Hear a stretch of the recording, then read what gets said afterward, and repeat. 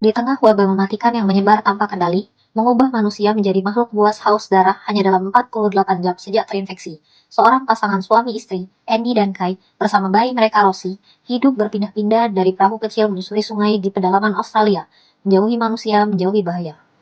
Mereka mencoba bertahan dengan sisa makanan yang mereka temukan, tapi persediaan makin menipis. Suatu hari, Kai memutuskan naik ke daratan untuk mencari bahan makanan dari kapal karam yang terbengkalai.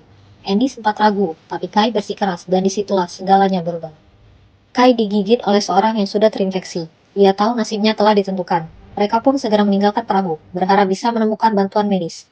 Tapi takdir berkata lain. Mobil mereka mengalami kecelakaan. Andy tak sadarkan diri, dan saat ia bangun, semuanya telah terlambat. Kai sudah berubah. Dalam kondisi antara sadar dan liar, ia menyerang Andy dan menggigitnya. Andy kini hanya punya waktu kurang dari 2 hari sebelum dirinya sendiri berubah menjadi monster. Kini, Andy hanya punya satu misi, menyelamatkan Rosie. Dia tahu ia tak akan selamat, tapi Rosie harus punya masa depan. Andy mulai berjalan membawa bayinya, menembus alam liar, hutan semak, burung, dan reruntuhan peradaban. Di tengah perjalanan, ia bertemu seorang gadis aborigin muda bernama Tumi. Gadis ini mencoba menyembunyikan ayahnya yang sudah terinfeksi. Bagi Tumi, ayahnya belum sepenuhnya hilang. Ia percaya roh jahatlah yang merasukinya dan bisa disembuhkan oleh dukun dari sukunya. Andy dan Tumi menjalin ikatan. Meski mereka berasal dari dunia yang berbeda, tapi harapan mereka sama, yaitu menyelamatkan orang yang mereka cintai. Namun, jalan mereka tak mudah. Mereka kemudian bertemu Vic, seorang pria bersenjata yang tinggal di pos tambang. Awalnya, Vic tampak membantu, tapi di balik wajah ramah itu tersembunyi niat jahat. Vic memperlakukan manusia yang masih selamat sebagai umpan untuk memikat zombie lain, atau sebagai alat barter.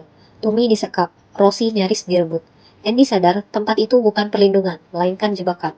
Dengan keberanian terakhirnya, Andy melawan Vic, menyelamatkan Rosie dan kabur bersama Tumi. Tapi, waktu Andy hampir habis, terinfeksi sudah menyebar ke seluruh tubuhnya. Ia mulai kehilangan kesadaran. Ia tahu detik-detik terakhirnya telah tiba. Dalam keputusan paling berat, sebagai seorang ayah, Andy menyiapkan cara terakhir untuk membawa Rosie ke tempat yang aman. Ia mengikat Rosie ke punggungnya, memasang pengait di mulutnya agar ia tidak menggigit, dan berjalan sejauh mungkin, menuju komunitas Tumi, sebuah komunitas aborigin yang masih selamat.